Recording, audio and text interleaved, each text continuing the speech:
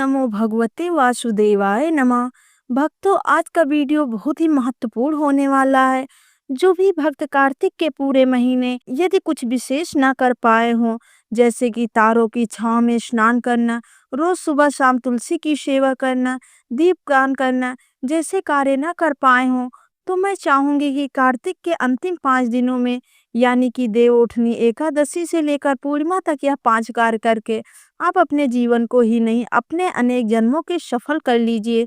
शास्त्र कहता है कि समस्त व्रतों का फल केवल एक जन्म तक रहता है, लेकिन कार्तिक के महीने में जो व्रत किया जाता है, जो नियम धारण किए जाते हैं, कोई विशेष कार्य किया जाता है, वह 100 जन्मों तक हमारे संग रहता है। इसीलिए आप सभी को चूकना नहीं है।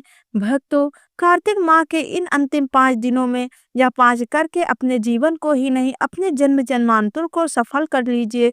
कार्तिक के 5 दिन अर्थात कि 1 नवंबर से लेकर 5 नवंबर तक यह कार्तिक के दिन है। 1 नवंबर को शनिवार है और इस दिन हर प्रयोधनी एकादशी रहेगी, जिसे हम देवोठनी एकादशी भी कहते हैं। जब भगवान जागते हैं और 5 नवंबर को कार्तिक की पूर्णिमा रहेगी और भक्तों साथ ही 1 नवंबर से लेकर 5 नवंबर तक भीष्म पंचक भी चलेगा।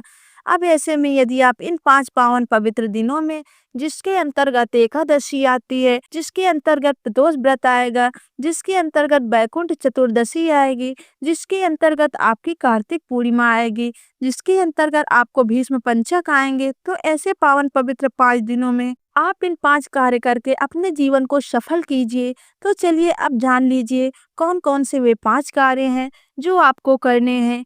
देखिए, बहुत सरलतम विधि से बताऊंगी और उनमें से एक कार्य तो इतना विशेष है कि बस कर लेने मात्र से ही आपको संपूर्ण कार्तिक का फल प्राप्त हो जाए। केवल एक कार्य करने से आप सुनिए क्या क्या कार्य हमें 5 दिनों में करने चाहिए। पहला कार्य करना है आपको जो शास्त्रों लोक विधि से करना चाहिए, हरि जागरण। अभी तक आपने विशेष रूपेण कार्तिक के कुछ विशेष नहीं किया, तो आप सबसे पहले कार्य कीजिए हरि जागरण। प्रातः स्नान, पहला कार्य प्रातः स्नान। इन 5 दिनों में थोड़ा जल्दी जागिए, प्रातः स्नान कीजिए, जल्दी स्नान कीजिए और स्नान करके 2 काम 2 सेवाएं जरूर करनी। एक सूर्य भगवान को जल देने की सेवा और दूसरा भगवान की रात्रि सेवा। रात्रि की सेवा को कहते हैं हरि जागरण। रात्रि के समय आप भगवान के नाम का जप कीजिए। रात्रि जागरण का अर्थ है भगवान के नाम का भजन चिंतन कीजिए।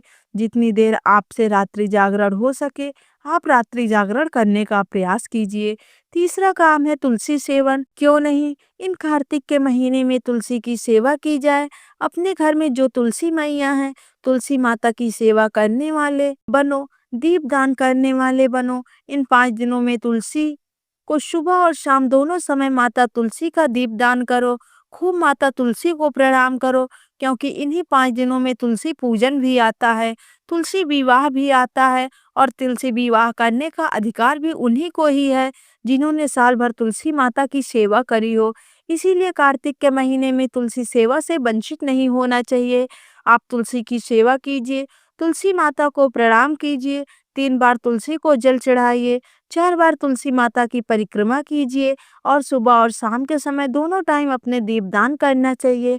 क्योंकि कार्तिक के महीने में सबसे बड़ी जो विधि बताई गई है वह एक विधि है, वह है दीपदान। जिसने कार्तिक के महीने में दीपदान कर लिया मानो उन्होंने सब कुछ प्राप्त कर लिया।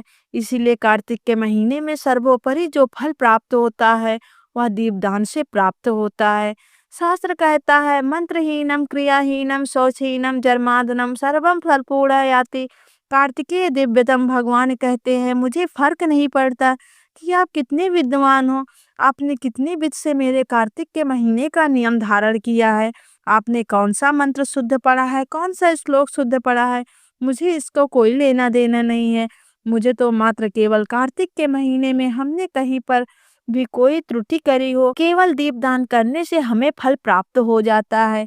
तो इन 5 दिनों में रोज सुबह शाम दीपदान कीजिए, भगवान शिव के मंदिर में दीपदान कीजिए, बेल वृक्ष में दीपदान कीजिए, केले के पेड़ में दीपदान कीजिए, पीपल के पेड़ में दीपदान कीजिए, आंवला के वृक्ष में दीपदान अवश्य कीजिए। तुलसी माता जो भी पावन पवित्र पुण्यकारी वट वृक्ष है वहां पर आप दीपदान कीजिए। आप किसी भी मार्ग पर दीपदान कीजिए। कार्तिक का महीना तो होता ही है दीपदान के लिए। जो नदी के किनारे है वह नदी में दीपदान कीजिए, जो गंगा मैया के किनारे हैं वहाँ गंगा मैया के पास दीपदान कीजिए, जो यमुना के किनारे हैं वो वहाँ पर दीपदान करें। जो जिस पावन पवित्र नदी के किनारे रहता है वहाँ कार्तिक के महीने में इन 5 दिनों में एक बार ज़रूर दीपदान कीजिए। यदि अवसर में लेकर के आइए, नहीं तो आप अपने आस-पास के पावन पवित्र देवालय और कोई ना कोई पावन पवित्र जो वृक्ष इत्यादि होते हैं, जो पूजित वृक्ष होते हैं, उनके आप दीपदान कीजिए, क्योंकि कार्तिक का पूरा महत्व केवल दीपदान पर आधारित रहता है। साथ ही साथ कार्तिक के महीने का अंतिम जो समय रहता है, वह रहता है उद्यापन का। जब कार्तिक का समय नीचे उतरे तो आप कार्तिक की पूर्णिमा के दिन ब्राह्मणों को बुलावें और अपने घर में सत्यनारायण भगवान की कथा करें, सत्यदेव की कथा को रखें, ब्राह्मणों को जमावे, बेटियों को जमावे, दामाद जमाए, यदि भांजे हो तो उनको भी जमाना चाहिए और भोजन इत्यादि जमाकर उनको दान दक्षिणा देकर अपने संपूर्ण कार्तिक के फल को प्राप्त करना चाहिए। ब्राह्मण चरण यदि कार्तिक मास के द्वार में पड़ जाए, ब्राह्मण को दक्षिणा, दामाद को दक्षिणा, भांजे को दक्षिणा, कन्या जिसका विवाह हो गया हो उसको दक्षिणा, छोटी कन्याओं को यदि आपने दान पुण्य कर दिया तो वह आपका जो कार्तिक मास है वह सफल हो जाता है। लेकिन मैं आपको एक और विशेष बात बता रही हूँ, संपूर्ण कार्तिक के महीने का जो पूरा निचोड़ है वह केवल एक चीज पर आधारित है। वह क्या है? यदि आपने इस वस्तु को भगवान शालिग्राम पर अर्पित कर दिया, पहले तो मैं कहूँगी कि अभी भी कार्तिक का मास है, अपने घर में शालिग्राम भगवान लेकर आइए।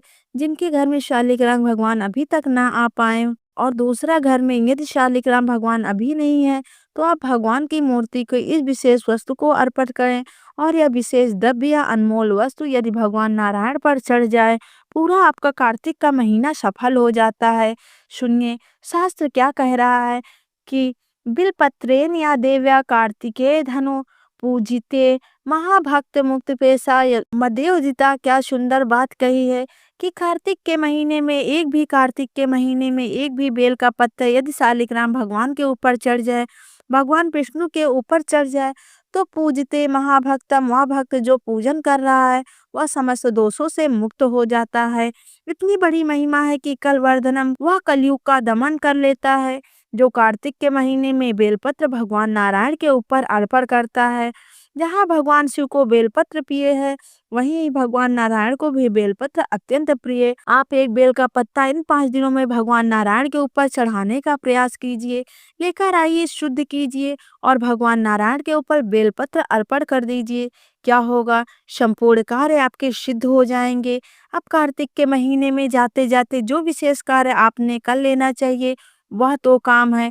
पहला, अपने घर में यदि तुलसी की काष्ठ पड़ी है, तुलसी काष्ठ समझते हैं, और सूखी हुई तुलसी जो लकड़ी होती है उसे फेंकना नहीं चाहिए, उसे 2 काम करनी चाहिए। और शास्त्र कहता है कि इन 2 कामों से ही आपका पूरा कार्तिक मास सफल हो जाता है।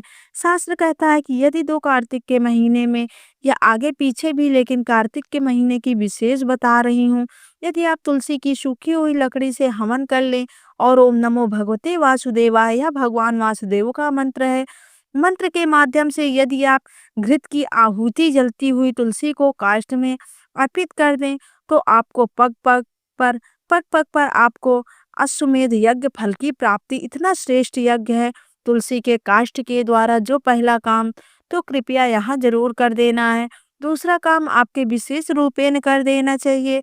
क्या तुलसी की जो सूखी हुई काष्ठ होती है उससे दीपदान, रुई लगाकर घी में डुबोकर कपूर डाल के अपने दीपदान काल कार्तिक के इन 5 दिनों में जरूर करना।